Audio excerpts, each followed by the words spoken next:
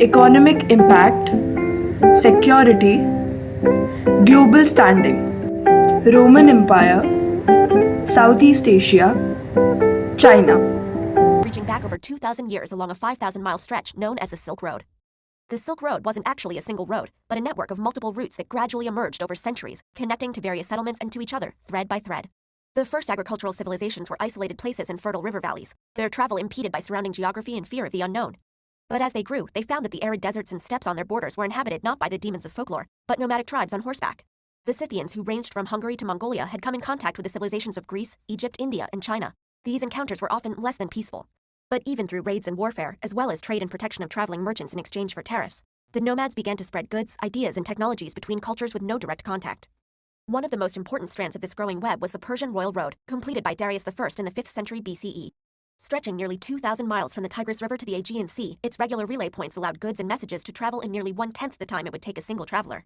With Alexander the Great's conquest of Persia and expansion into Central Asia through capturing cities like Samarkand and establishing new ones like Alexandria as Shat, the network of Greek, Egyptian, Persian, and Indian culture and trade extended farther east than ever before, laying the foundations for a bridge between China and the West.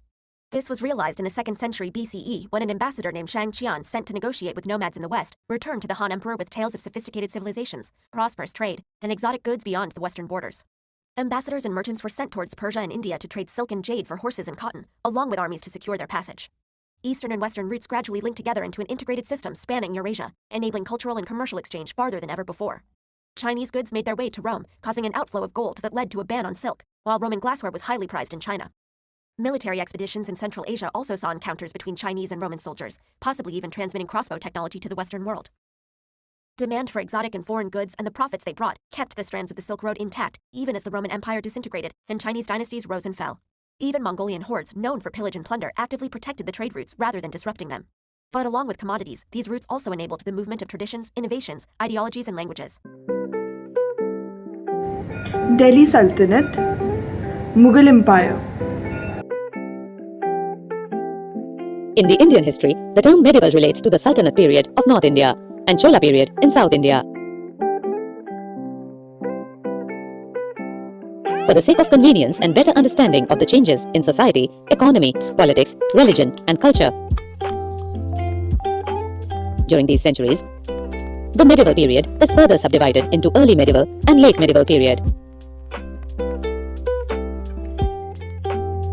The early medieval period broadly spans from 8th to the 12th century, during which the Palas, the Pratiharas,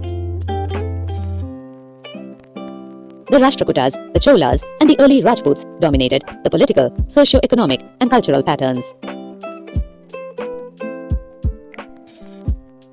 The late medieval period spans from the 13th to the 18th century. The Turks, who later established the Delhi Sultanate, various regional kingdoms which emerged on the ruins of the Delhi Sultanate. The British Raj. Faction, the Indian Army, the First World War. When the war broke out in 1914, there was growing political unrest in India against British rule. Germany had even tried to stir up anti-British movements and rebellion. However, such fears were put to rest when India rallied to Britain's cause. It was believed that India's proposal of independence could best be served this way. Lord Kitchener had been commander-in-chief in India before the war and established an Indian army of 10 divisions.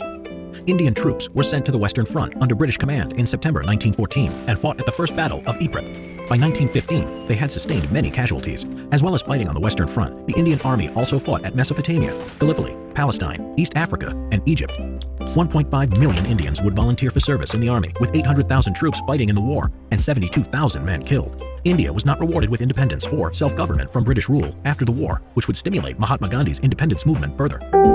Nehru's non-aligned movement.